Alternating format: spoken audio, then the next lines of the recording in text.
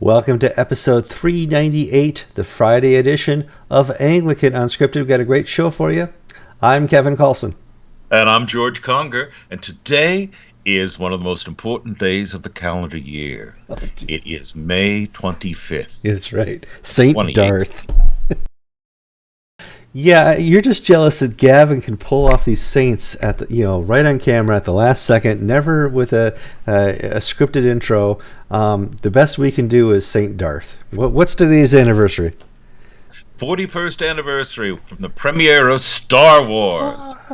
Don't you remember, Kevin? We were children. Memorial Day weekend, 1977. Mm-hmm. Star Wars on this Friday made its debut, and the world has never been the same since. No, some little guy made his second or third movie named George Lucas, had a low budget sci-fi that he made mostly in England, and boom, put it up, and people just fell in love. You know who fell in love? My cowboy and Indians loving father took me to the theater, said, I hear this is pretty good, let's go watch it. He came out, and boy, if he wasn't trying to buy a lightsaber, nobody was. He was just completely hooked. So yeah, a lot changed in that day. And obviously, the National Cathedral was built after the movie. Why is that, George? Well, because there's a gargoyle. I'm not talking about the former presiding bishop, but there's a gargoyle, a very famous gargoyle head that they put up recently of Darth Vader carved into the facade of the church. Yeah. We're Episcopalians and we're proud. May the farce be with you. George, the Episcopal Church, the presiding bishop, Michael Curry, have been in the news quite a bit. It's a great chance to talk about it because you're going to have a little bit of a different perspective because you're an Episcopalian. Out there in the Anglican world, there's the people who loved his sermon and the people who hated his sermon, the people who say, it's not the gospel. Obviously, it's not the gospel. And some people who said, well, maybe this can be beneficial in some way for the church because they're talking more about Presiding Bishop Michael Curry than they're talking about any other part of the wedding. And I said, boy. I had Gavin on. Gavin made some incredibly important points at a really good theological level, George. Yes, indeed. Everything that Gavin said, his analysis was spot on. Mm-hmm. Where I differ from Gavin is what do we do with that analysis? Michael Curry pushed Donald Trump out of the headlines that Saturday. And you know what? Michael Curry is the Donald Trump of the Episcopal Church. Absolutely. Yeah. I listen to Michael Curry the way I listen to Donald Trump. Now, Kevin, you will always say that you did not vote for Donald Trump in the election. You did not pull that lever. I did. I voted for Donald Trump, as did 80% of the people in my rural southern county. And you know what? I agree with all these people who say he exaggerates. He's a blowhard. He's a bit of he's from New York. From the Bronx. Well, guess what? I listen to Michael Curry the same way I listen to Donald Trump. I don't listen to the details. I listen to the tone and the direction. And I like President Trump, and I like the presiding bishop. Every criticism that Gavin had about the theological content of the presiding bishop's sermon, I agree with.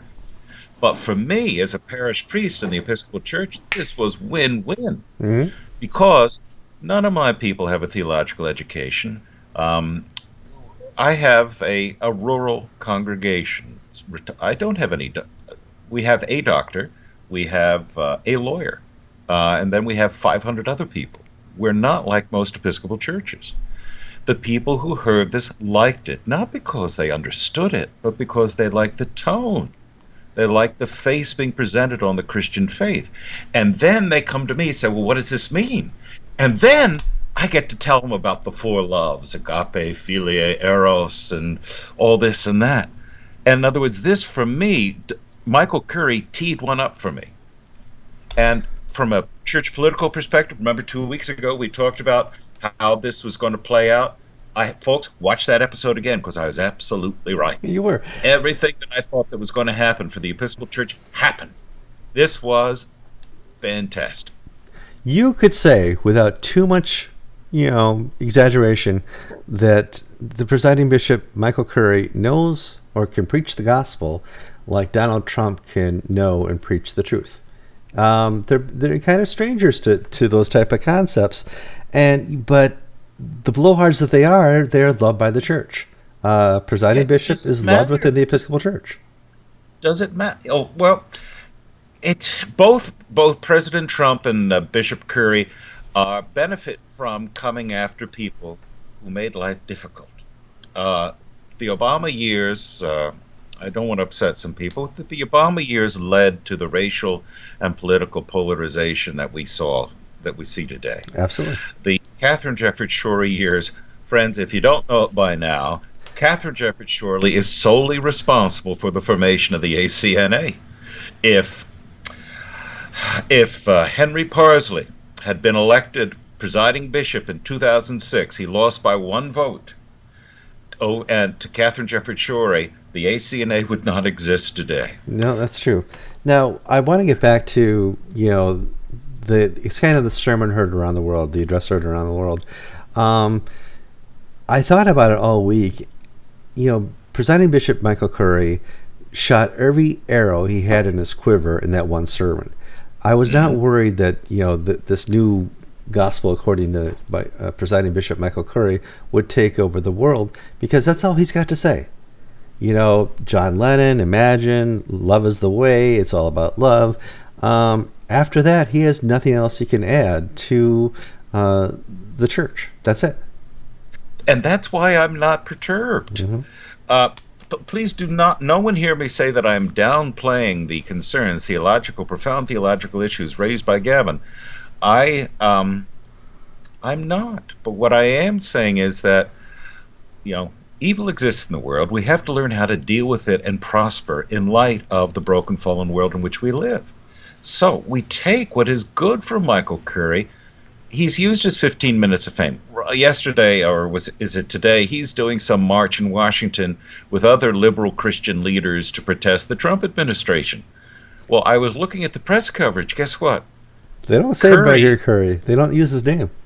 We see it's the bishop, the preacher at the royal wedding has said X, Y, and Z. In other words, his message at this Trump rally is going to be overshadowed completely by his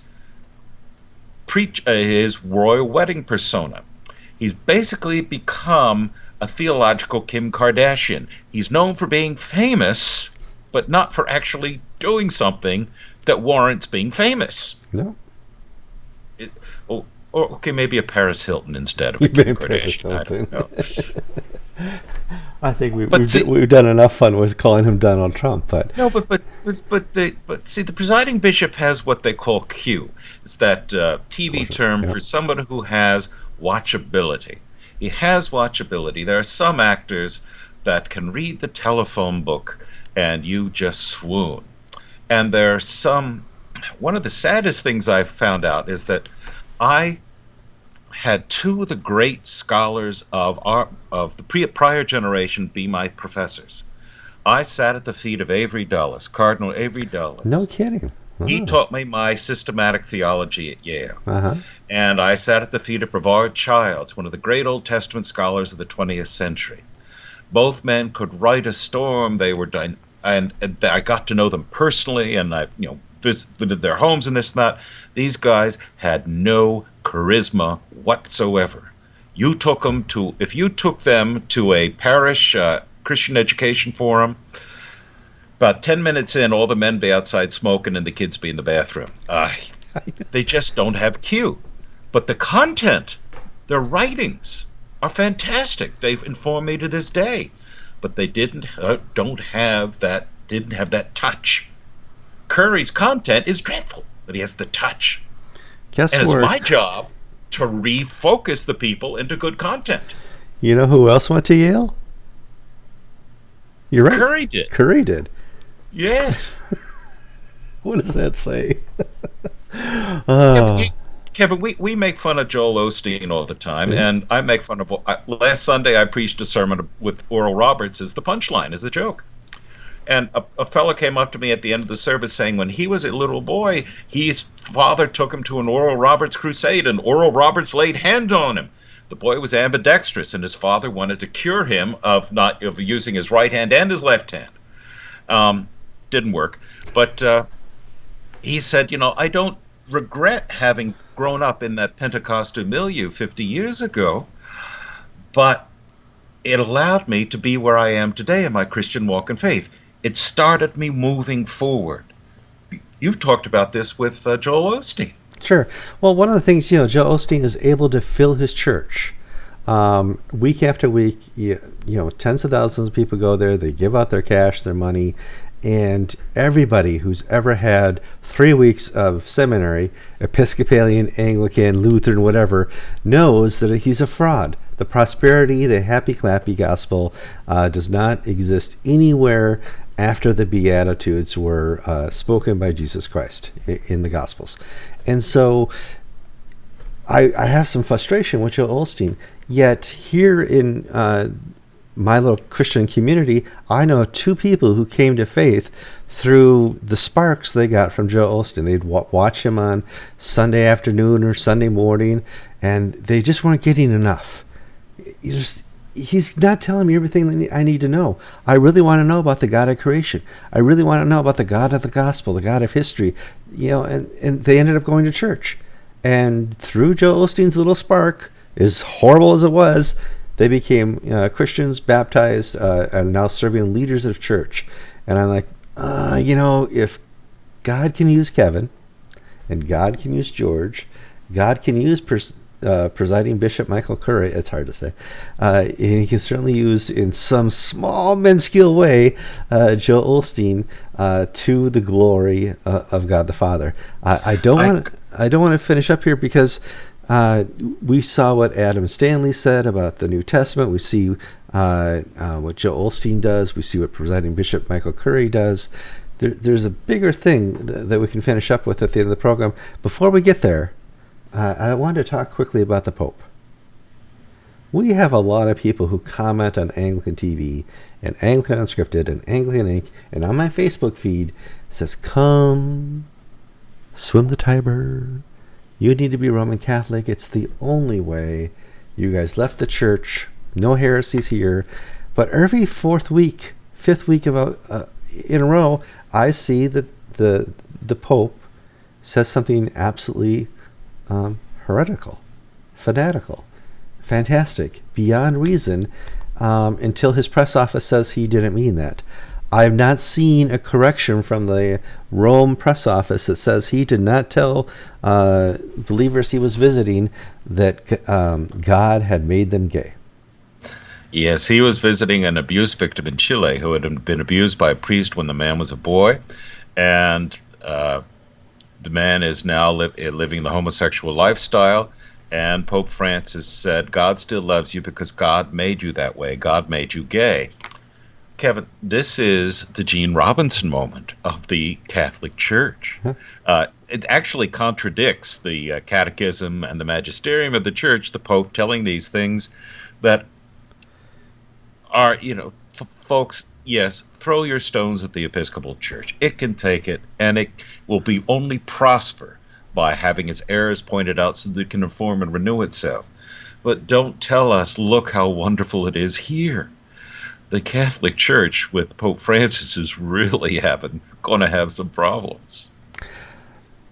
Yeah, I mean, you and I were really happy when it was announced, he was going to be Pope. We were really happy when it was announced that Justin Welby was going to be the new Archbishop of Canterbury. But once you get to know the full context with which these guys have learned, have grown up, and want to deliver their message of the gospel and not the message that was delivered through the church, I scratch my head, George. Well, Kevin, actually, I'll distinguish you. See, Michael Curry will cause people to ask questions, and those people will come to me, and I'll give them the answers. So that's a positive. Pope Francis is going to allow the divorced and remarried Catholics to go receive communion. That's going to rob me of people who come from the Catholic Church who want to be Catholic lights and go to the Episcopal Church. So one is going to give me people, and the other is going to cost me people. So I'm happier with Michael Curry right now than Pope Francis. Now, I've seen some topics that say, and I believe this, that in a way, Presiding Bishop Michael Curry is worse than Catherine Jefferts Schori. And he's not changed the way of suing South Carolina and other places and taking churches that want to leave to court. And I see that, but in a way, his message is just happy clappy.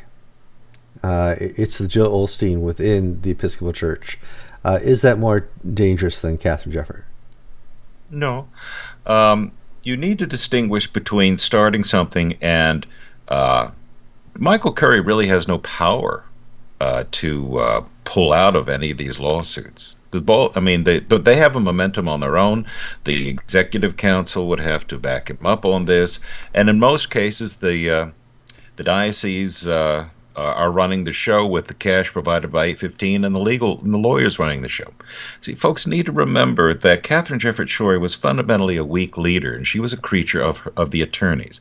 She had no real pastoral experience, no real Episcopal experience, and was way over her head. And so she was captured by her staff. That's why under her watch she had the scandals surrounding Stacey Sauls. She had the lawsuits because the lawyers ran the show. And the lawyers, as Alan Haley has pointed out, gave business worth millions upon millions of dollars to their own law firms where they were partners, so they profited personally from the course taken. Michael Curry has 20 plus years as parish ministry experience, 10, 15, 20 years of Episcopal experience.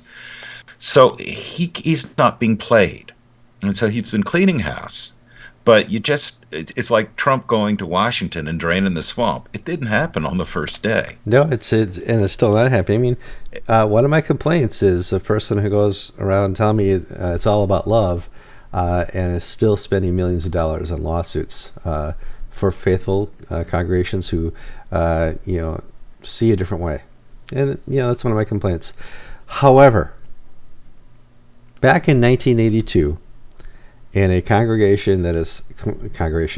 that's completely hereditarical since then, I went to a church called Salem United Church of Christ in Verona, Wisconsin. I was instructed under probably the last conservative pastor priest within all United Church of Christ, and the Holy Spirit through him brought me to Christ. I can see where, through Kevin, through George, through Gavin, through people like Joel Osteen, Presiding Bishop Michael Curry, God, through the Holy Spirit, can release that grace, that understanding, that reveals the knowledge of Him. So, see, it's not Michael Curry who converts people. It's not Kevin or George who converts people. It's not Joel Osteen. It's the Holy Spirit working by the power of grace in the heart of the believer, who brings them to a saving faith in Jesus Christ. And they get that faith through hearing the Word of God. And by opening scriptures to people, just because he misinterprets it, doesn't mean that the seed is not planted, as you described, to allow the Spirit of grace to work in someone's heart. Now, we get to this. One of the reasons why I remain an Episcopalian, and I sometimes have, sometimes polite, sometimes not so polite. How could you be a priest in a heretical church? Well, at the end of the day, Michael Curry is not my pope. He's not the magisterium. I mean, his views, I'm happy to hear them, and I encourage him to share them, but I hope that he changes them, and I'm sure he hopes people like me change our views. But we're not compelled to accept the theological authority of somebody like the presiding bishop. It's people have a profound misunderstanding of the Anglican way. Just because something happens there doesn't mean it happens here that way. And just because they're going down the tubes doesn't mean where you are. You talk about the Episcopal Church tanking. Kevin, it's not. My church has grown 15% a year for 5 years now. I mean, we now have 7. I now have 6 assistants. 1 retired priest, 1 seminarian assistant, and 4 deacons. I would conjecture that 815 is tanking. Oh yes, they've run out of money. Yeah, they've run out of money. They run out of money. This is a little tangent, but People think, oh, well, the liberal colossus is in charge of everything and has complete and absolute power and control of the Episcopal Church. No, it's not. What people need to understand, this is my perspective, and I'm sure there were those who have cogent arguments against this, is that they may control the political levers of power in the House of Deputies, and there may be a majority within the House of Bishops, but they don't have the money to do what they've been doing anymore. They've run out of money. The push under Michael Curry has not been, and General Convention has not been, continuing the gay movement. The gay activists have been pushing that, the Standing Committee on Liturgy. The push under Michael Curry is getting all the dioceses to pay up because they need the money. And the dioceses like Dallas and Central Florida and others that are doing just fine, thank you. It's a pay-to-play system. Mm-hmm. And if they want us to pay, they need to expect us to be able to play in their game. And to play in their game, they can't shut the door on us. So it's not the world that some people like to envision of a monolith. There are wheels and currents and wheels, and at the end of the day, God is going to triumph in the Episcopal Church. Layers upon layers upon layers. Now, I mentioned last week that, or the last show I did with Gavin, Justin Welby made the perfect choice in presiding Bishop Curry because it furthers the ability to fund the next Lambeth. The Campus Rose Society is going to fund $1 million to bring bishops from around the world into England, Kent University again, for the next Lambeth. And the majority of that money comes from the Episcopal Diocese of Texas into the Campus Rose Society. Not all of it. Texas is considered, even though its bishop's a little squirrely, the diocese is considered conservative. Mm-hmm. Their deputation, the majority will probably vote against any marriage innovations. And places like Texas and Dallas and all these others here's one thing I think people need to remember. 1998, the majority of Episcopal bishops before the Lambeth Conference were in favor of the gay movement. Because of the atmosphere and the dynamics of the conference itself, a majority of Episcopal bishops in 1998 voted in favor of Lambeth Resolution 110, including a number of bishops who had been on the record promoting homosexuality, ordaining non-celibate homosexuals. Jay Walker of Long Island, Jerry Winterode of Colorado. I was there. I saw them raise their hands in support of Lambeth 110. And the reason why was they were persuaded by the other bishops there that they needed to do the right thing. Now, when they got back on their own in the United States, they didn't want to talk about it. Nope. But, people can be changed and courses can be reversed. It's not... I remember when the end of the world was Jack Spong and his theses. People are going to think the world is going to end and we're all going to be Spongites. Well, Spong is so much yesterday's news. He has no influence, no pull or power. He's a figure from the historical past. And I think we're going to find the same within 2 weeks with Presiding Bishop Michael Curry. He shot every arrow in his quiver. He's got nothing left. 15 minutes. That's all you get. Sorry. All right, George, our 24 minutes are up now. Hold on. I got an important announcement to make. This is breaking news right here. If you like us, please click the like button. If you want to share us, even if you don't want to share this show and admit that you watch it, click the share button. Send it to 3 or 4 of your enemies or your closest friends. If you want to comment, go to YouTube. We got lots of comments when Gavin and I did our show last week. And if you want to know the instant another garbage, joy-sucking episode of Anglican Unscripted goes online, click the subscribe button. Also, we still need some donations to firm up money for our trip to Jerusalem. I'm taking 3 people. I got Gavin, George, and I. I had to pay airfare for all 3. I had to rent an Airbnb. I had to pay for travel from the airport to the Airbnb. And I have to feed these guys. And if you haven't noticed, we're all plus size at least. So I do need some money. Go to and we can't all ride one camel. No, one camel. Go to Anglican.inc/donate. It's right here on your little viewer. You can say, oh, yeah, I'll go there. And please donate. I'm Kevin Carlson. And I'm George Conger. And you've been watching episode 398 of Anglican Unscripted.